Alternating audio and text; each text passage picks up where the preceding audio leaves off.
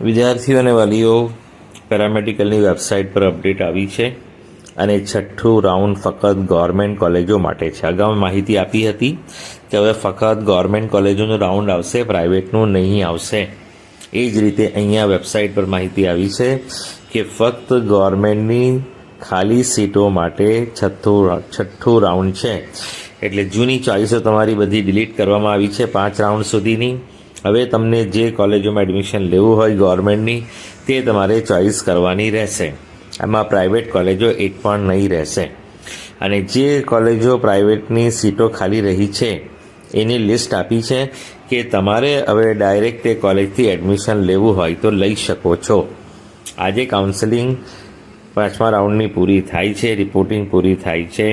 તે પછી જેટલી પણ સીટો જે કોલેજમાં ખાલી આવી છે તે કોલેજોને પરત કરવામાં આવે છે.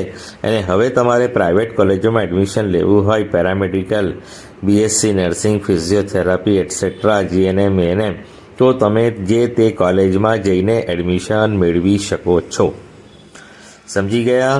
હવે રાઉન્ડ ફક્ત ગવર્મેન્ટ કોલેજોનું છે, સરકારી કોલેજોનું છે. Physiotherapy, BSc nursing, GNM, ANM, bachelor of occupational therapy, orthotics, prosthetics અને બેચલર ઓફ ઓડિયોલોજીના કોર્સની ચોઇસ બતાવવામાં આવશે.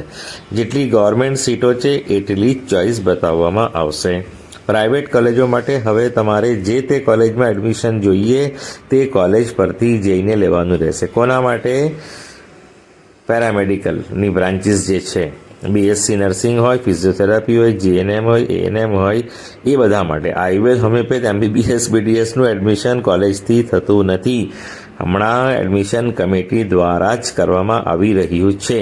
એટલે એ લોકોને ત્યાં કોલેજથી નહીં મળશે. આ ફક્ત પેરામેડિકલની વાત છે કે એમને પ્રાઇવેટ કોલેજોમાં એડમિશન લેવું હોય તો કોલેજથી લઈ શકશે. અને ગવર્મેન્ટ કોલેજોમાં ટ્રાય કરવી હોય તો રાઉન્ડ ચાલુ થયું છે. આજથી નવી ચોઇસ કરવાની રહેશે. જૂની ચોઇસો બધી કેન્સલ થઈ ગઈ છે અને 15 તારીખ સુધી તમે ચોઇસ કરી શકો છો. ફક્ત ગવર્મેન્ટ કોલેજીસ માટે. સમજી ગયા? તો હવે આ છેલ્લું રાઉન્ડ છે ગવર્મેન્ટ કોલેજોનું અને પ્રાઇવેટોનું પૂરું થઈ ગયું. હવે પ્રાઇવેટમાં તમારે જે તે કોલેજમાં જઈને લેવું હોય તો લઈ શકો છો. આ ચેનલ સાથે જોડાયેલા રહો જેથી બધી માહિતી તમને સમયસર મળતી રહે. Thank you so much for listening, liking, subscribing and sharing.